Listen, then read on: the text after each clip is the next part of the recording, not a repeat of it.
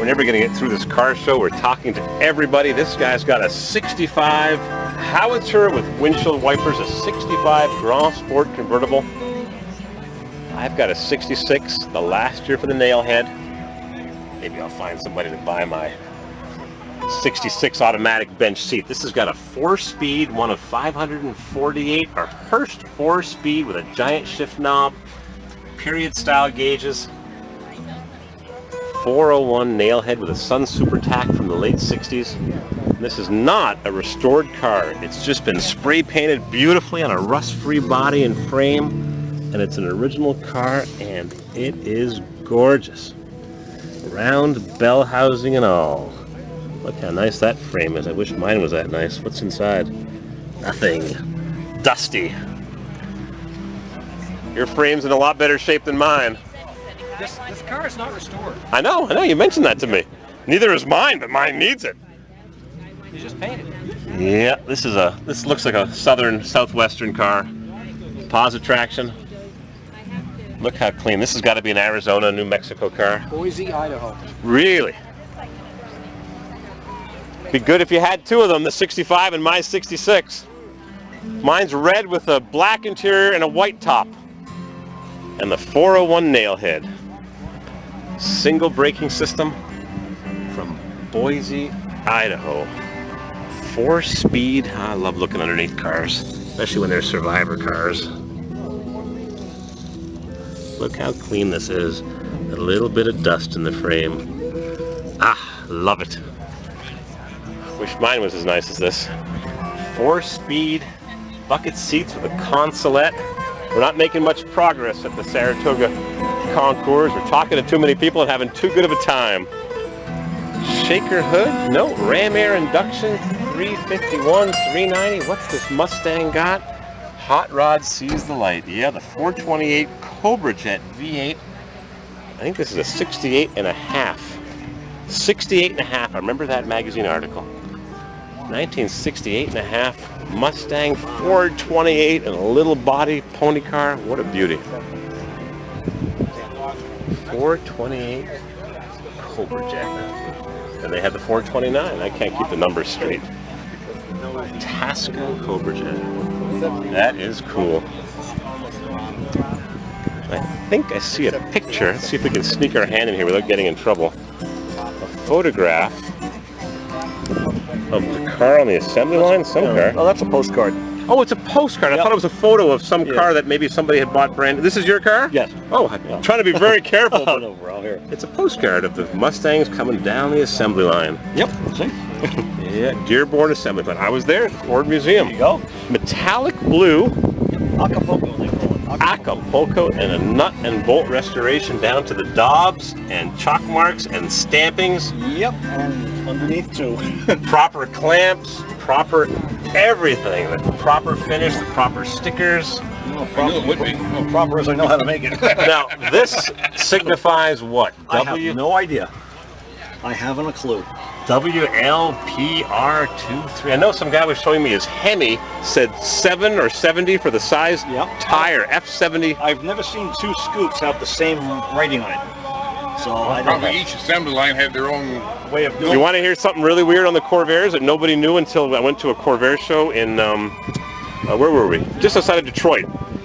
One of the guys says, I was on the assembly line when the Corvairs were built at Willow Run, which is right next to, where were we now? We were in Plymouth, Michigan, and right next door is the Willow Run plant in, I'll think of it in a second. Anyhow, every Corvair has a trunk in the front, and there's a dimple, a hammer dimpled in the trunk. Okay. And the guy says, do you ever wonder why some have one dimple, some have two? And the Corvair guys, no one knew this. He says, day shift or night shift. Really? The guys would take a hammer and dimple the inner fender. So of course I go home and I check my 65, one dimple. Mine's a day shift car. And everybody had wondered, why do they all have dimples on one side and not on the other? Hilarious. So there's probably something similar on a Ford that you want. Think. Yeah. Like Pontiac engine blocks, if they have an N, a D and N, and a little arrow pointing to them, day and night shift. Yep. This is just this guy's in the line taking the hammer and to your nice car, right? Well, it was brand new. It was their car until somebody bought it. I didn't buy it until almost 50 years later. You've done this up just right. The tower clamps and the spray paint where it belongs and the overspray and the correct belts. This is a beauty. 420. What did it look like when you bought it? It wasn't horrible. Like right here, the air pump here. 8C21-1. 8/68 March, 12 the day, 1 is first shift. How do you like that? So they actually had 3 shifts running, so 1, 2, or 3, that was first shift. So I guess that's the overnight shift. Can I see in the trunk of this car? I read, I think in Hemmings Classic Cars, they said that the trunks were always painted with the leftover paint of the day. No, not these. Usually they were sprayed body color. Oh, you're right. Yeah. The underside of the cars, if they were not red oxide, they would paint them. If they ran out of red oxide, they would spray it any color they had. This car had no red oxide on the bottom. So it was actually all like a very dark, almost black color. So that's why I did the car in black underneath. You got red oxide on the front of the differential. Yes, that's that's how they made those. And the X on the differential, the blue stripe around the left tube. Yes, that's where the line goes to hold the block for the brakes. The X signifies fluid was put in it. The shock absorber has a daub of orangish paint dripping down. Yep, orange paint daubs were apparently for the GT package shocks. Interesting. Yep, and the spring has an orange daub too. Has an apricotish dot. Yep. Yeah. We're learning as we go along. Yep. You got to inspect them underneath. It's just as important as on top. That's right. What a beautiful car. And it's metallic. Yes. Very fine. Metallic in there, yes. Very, very fine. There's a fellow I know restoring a 37 Chevy he's had for 50 years or something to that effect. He took off one of the headlights off the front fender to match the color of the car, and he says underneath the fender was metallic blue paint. He took it to the body shop paint supply, and the guy says, never seen metallic on a 37. Yes. And the metallic is that fine. It's so fine, he says, can't reproduce it. Doesn't exist. Really? Can't. Wow. You've never seen metallic. This was the paint supplier. Yes. Wow. Never seen metallic in 37 or 38. I'm not sure. That's very unusual. Pretty much everything was solid colors. That's what we thought too. He says, he's a Concours restoration guy. You got the correct coarse grain, coarse line headlights. Now these say Ford. Yes. There's a Ford. Some have a. See, that's actually embedded in the glass. Right. This is molded into the glass. Others have it etched in the glass with like a stamping on the etching. They're like that Boss 9 over there. I noticed that. I'm a GM guy, but somebody was asking me a question, and I looked at it. Yep. And lo and behold, there was an etching, an acid etching. Yep. They came both ways. Interesting. So I happen to like this one better. Depending which factory. It was more common to see that one in 68, but these were there. And you know what? I paid $150 for 3 of these headlights.